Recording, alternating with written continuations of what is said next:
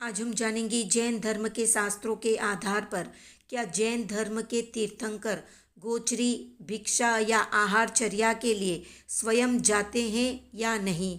बाल अवस्था में तीर्थंकरों के भोजन की व्यवस्था कौन से देवलोक के देव करते हैं। तो तीर्थंकर पद संसार का सर्वोच्च पुण्यशाली पद है। करोड़ों अरबों के पुण्य इकट्ठे होने पर एक तीर्थंकर का जन्म होता है और वे 3 लोक के सबसे सुंदर पुरुष होते हैं। तो जानते हैं केवल ज्ञान प्राप्त होने के बाद तीर्थंकर गोचरी या भिक्षाचर्या के लिए खुद जाते हैं या उनके शिष्य आहार पानी इत्यादि की व्यवस्था करते हैं। तो दीक्षा लेने के बाद 24 तीर्थंकरों के प्रथम पारने में आहार देने वाले या भिक्षा देने वाले दाताओं के नाम का उल्लेख मिलता है। 19वें तीर्थंकर मल्लीनाथ को छोड़कर शेष तीर्थंकरों ने तीर्थंकर पद प्राप्त होने के पूर्व छद्मस्त अवस्था में ही पारना कर लिया था। लेकिन 19वें तीर्थंकर मल्लीनाथ भगवान ने जब दीक्षा ग्रहण की उसी दिन उनको केवल ज्ञान उत्पन्न हो गया। उन्होंने दीक्षा ली तब उनके तेले या 3 दिन के उपवास था। तेले के पारने में विश्वसेन नामक दाता ने उन्हें खीर का आहार दिया था। इससे स्पष्ट होता है कि मल्लीनाथ भगवान सर्वज्ञ तीर्थंकर होने के बाद चतुर्विध संघ की स्थापना करने के बाद शिष्य शिष्याओं के होने के बाद भी स्वयं गोचरी के लिए गए या स्वयं भिक्षा के लिए गए। इसलिए तीर्थंकर पदवी प्राप्त होने के बाद तीर्थंकर भगवान गोचरी के लिए जाते हैं। अब जानते हैं बालक तीर्थंकर के भोजन की व्यवस्था कौन करता है। तो तीर्थंकर स्तनपान नहीं करते हैं। देवेंद्र या देव भगवान ऋषभ के जन्म ग्रहण करते ही उनके अंगूठे में या अंगुली में अमृत या मनोज्ञ पौष्टिक रस का संक्रमण या स्थापन कर देते हैं। आहार की इच्छा होने पर शिशु तीर्थंकर अपने अंगूठे को मुंह में रख लेते हैं और उसी से उन्हें नानाविध पौष्टिक रस मिल जाते हैं। देवेंद्र द्वारा नियुक्त देवियां दिन रात बालक तीर्थंकर की प्रगाढ़ भक्ति और निष्ठा के साथ सेवा करती है।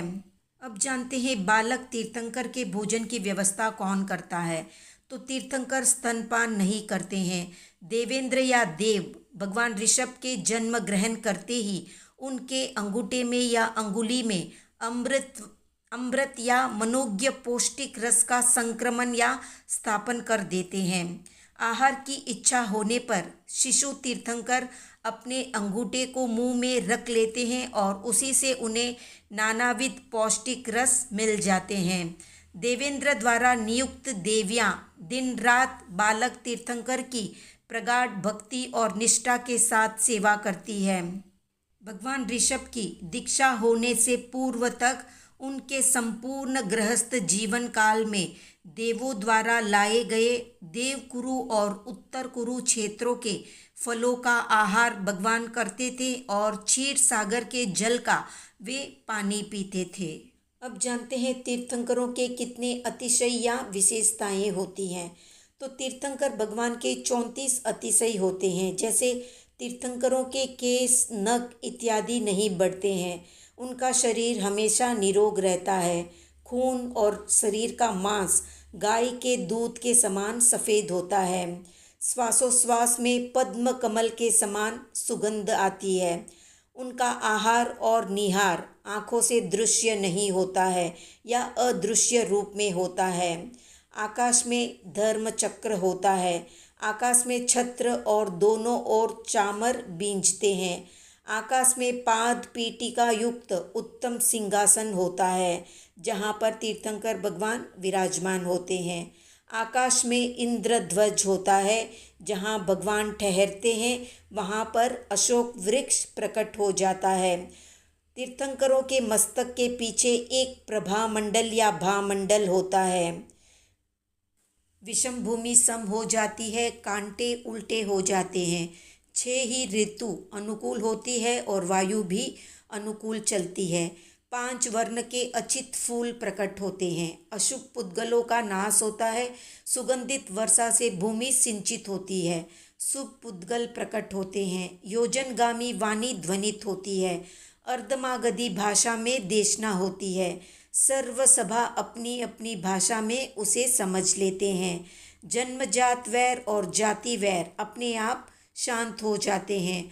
अन्य मति के लोग भी अगर देशना सुनते हैं तो उनमें भी विनय उत्पन्न होता है। प्रतिवादी निरुत्तर हो जाते हैं।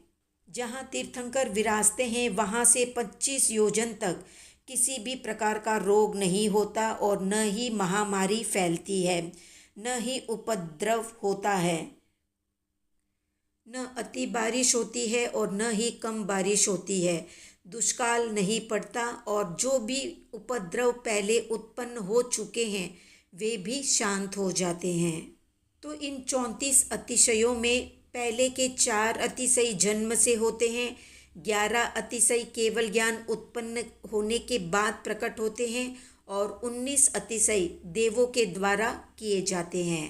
तो ये थी संक्षिप्त जानकारी। आज का प्रश्न है, दीक्षा से पूर्व लोकांतिक देव तीर्थंकर भगवान से क्या कहते हैं? कमेंट में बताएं। वीडियो पसंद आया तो लाइक, शेयर, सब्सक्राइब करें।